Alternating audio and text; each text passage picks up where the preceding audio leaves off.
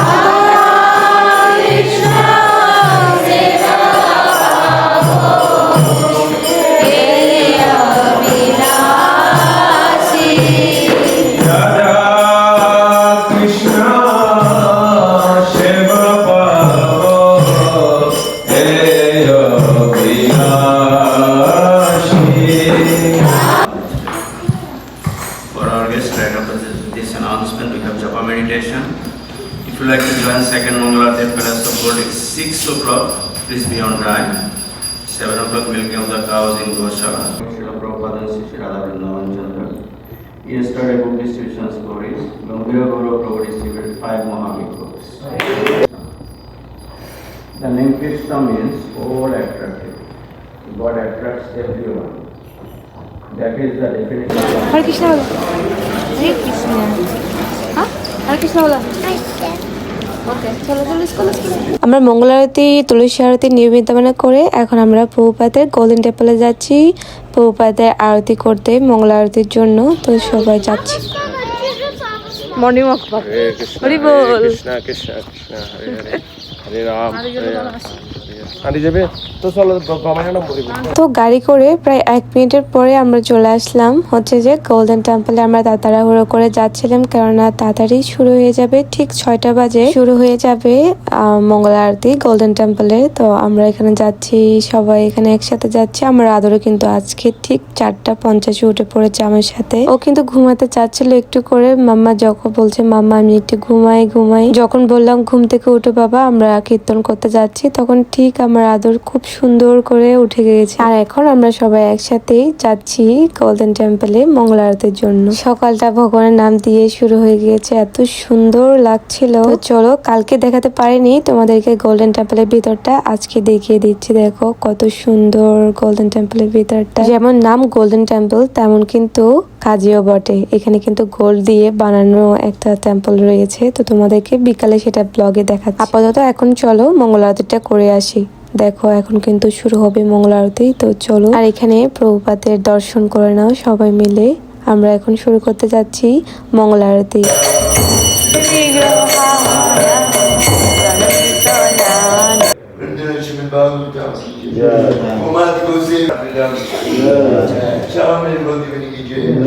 Oh, glory to the Hare Krishna. Oh, glory to the Hare Krishna. Oh, glory to the Hare Krishna. Oh, glory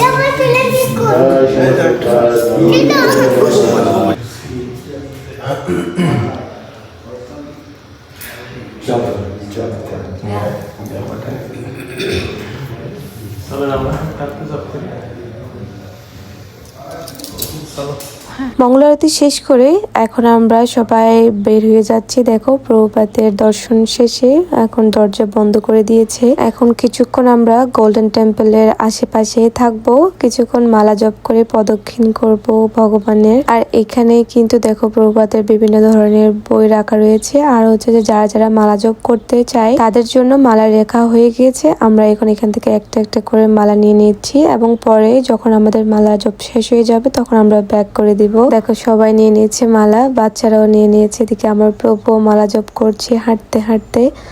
এরপর আমরা হাঁটছি, হেঁটে হেঁটে প্রদক্ষিণ করে নিচ্ছিলাম ভগবানের মন্দিরটা।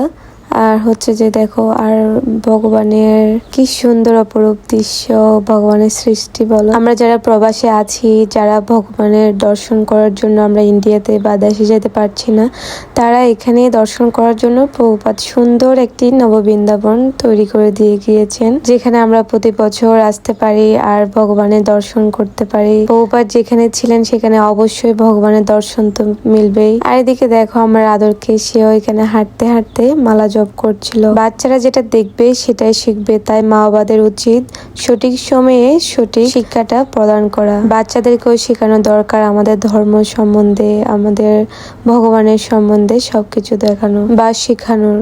তো আমরা প্রতি মাসে একবার হলেও আমরা মন্দিরে যেতে চাই বা যাওয়ার চেষ্টা করি, যাতে আমার আদর বাবা একটু ভগবানের সান্নিধ্য লাভ করতে পারে। কিন্তু আমার আদর বাবা সে তো প্রতি সপ্তাহে যেতে চাই, আমাদের কাজের জন্য যাওয়া হয়ে ওঠে না। যতটুকু পারে আমরা চেষ্টা করি মন্দিরে যাওয়ার জন্য। আর সামারে হচ্ছে যে আমরা নিউ বৃন্দাবনে আসার চেষ্টা করি, যাতে বৃন্দাবনের এসে ভগবানের আরেকটু সান্নিধ্য লাভ করার চেষ্টা। আর এখানে হচ্ছে যে ময়ূর, গরু, হচ্ছে রাজহাঁস, সবকিছু দেখে আমার আদর বাবা অনেক খুশি হয়ে যায়। তো দেখুন আমরা গোল্ডেন টেম্পলটা একটু দেখতে, হাঁটতে হাঁটতে, মর্নিং ওয়াক করতে করতে আমরা মালা জপ করছিলাম।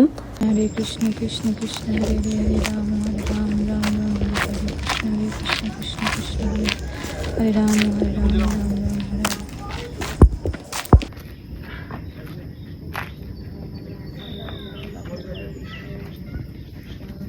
হরে রাম হরে রাম রাম রাম হরে কৃষ্ণ কৃষ্ণ কৃষ্ণ।